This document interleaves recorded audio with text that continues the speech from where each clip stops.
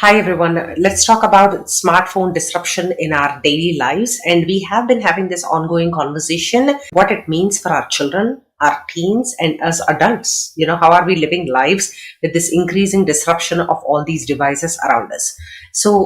Brad Wilcox, we know smartphones have created big problems for teens thanks to Gene Twenge and Jonathan Haidt. So these two people are the biggest players. They are amazing. Jean Twenge is an anthropologist. She has been studying the effect of narcissism in teens, the rise of narcissism in teens, especially since the onset of the digital revolution and how it has changed over the decades. Jonathan Haidt is a social psychologist. If you haven't started following his work, I request you to please check it out. These two people are amazing, and the kind of concerns that they are raising is making us all sit up and take notice.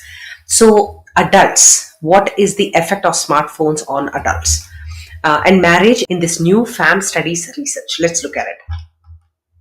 One therapist has said, the cell phones have caused more upheaval than anything I've seen in my career. We have normalized them being intrusive and taking precedence when people are lying in bed, playing Wordle, or scrolling through TikTok rather than talking to each other. So we just get into bed with our smartphone. Our bed partners are now our cell phones. So here, large minority of wives and husbands say spouse is often on the phone screen when they would rather prefer to talk or do something together as a couple.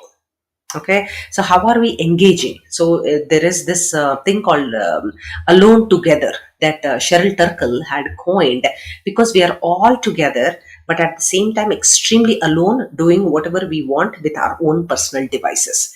So this is a brilliant article if you want to see how this is affecting relationships, especially marriage. So if you guys remember, what has been happening in the corporate world is, I had talked about this last year. In the age of how it's made videos, Lush Cosmetics quits social media. So this is something that I wanted to highlight last year when Lush got off the grid. It said, be somewhere else. So I think for companies to be able to realize that engagement online and trying to talk back to trolls, trying to face all that negativity and everything, instead of that, how about building deep relationships on the ground in the physical world, right? So this was one example last year, and this year this made news. LL Bean goes off the grid for Mental Health Awareness Month, partners with Mental Health America and Strava to encourage time outside. So this was, they did this for Mental Health Awareness Month for 1 month. They just went off the grid completely on all their social platforms. So it is important to understand, connect the dots between our mental health, because when we are sucked into the online world, we lose the frame of reference. That is what is going to happen. So we need to be able to understand how it is impacting our mental health.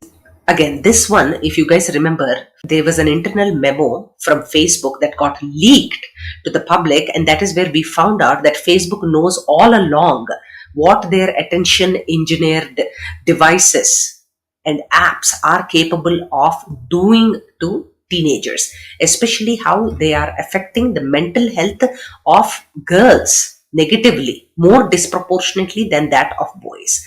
So please check this out again. So this is one PSA for smartphone addiction. I like what she says here. I just want you to check this out. Your smartphone, a gadget that means everything to us. We communicate and connect faster on the internet. Everything is at our fingertips. It is a trend to share almost everything on social media by telling everyone how you feel, what you're doing, even in the toilet. Even in the toilet. That is how bad things have gotten. It's just out of control.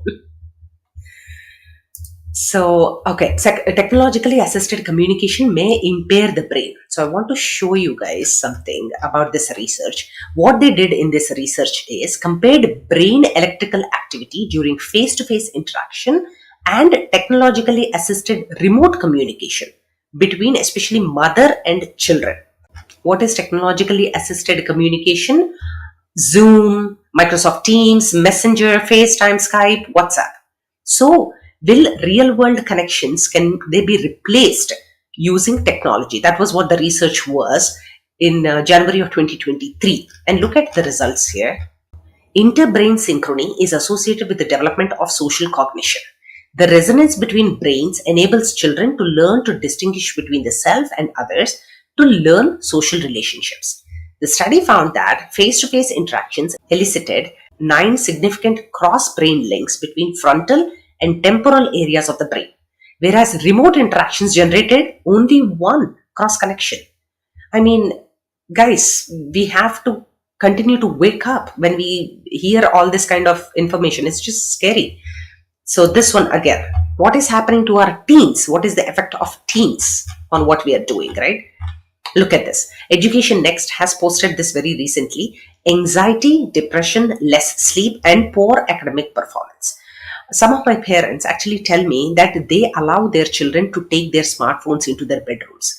I mean, please, that is an absolute non-negotiable with your child. They cannot. They have to have an upper limit of when they can use their social media and their cell phones, even if it is for homework, even if it is to chat with their friends for homework help and everything. There has to be a limit.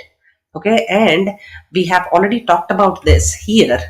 I want you to go through this article here.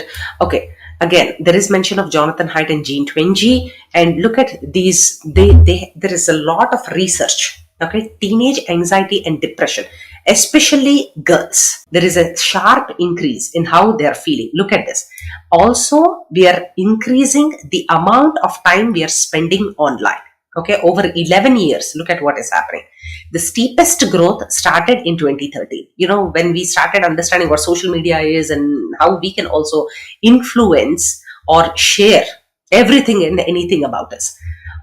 And this one, we have been talking about what Jonathan Haidt is doing with so much research. Why is banning phones in schools still such a radical idea? It just boggles my mind, guys. It just boggles my mind. And please check out these links. They contain a wealth of information, especially the Google Doc. This is a live document where Haidt and other friends or co-workers of his are doing a collaborative research project to see the effects of phone-free schools. It is night and day, the difference between, how kids are feeling, how teachers are feeling.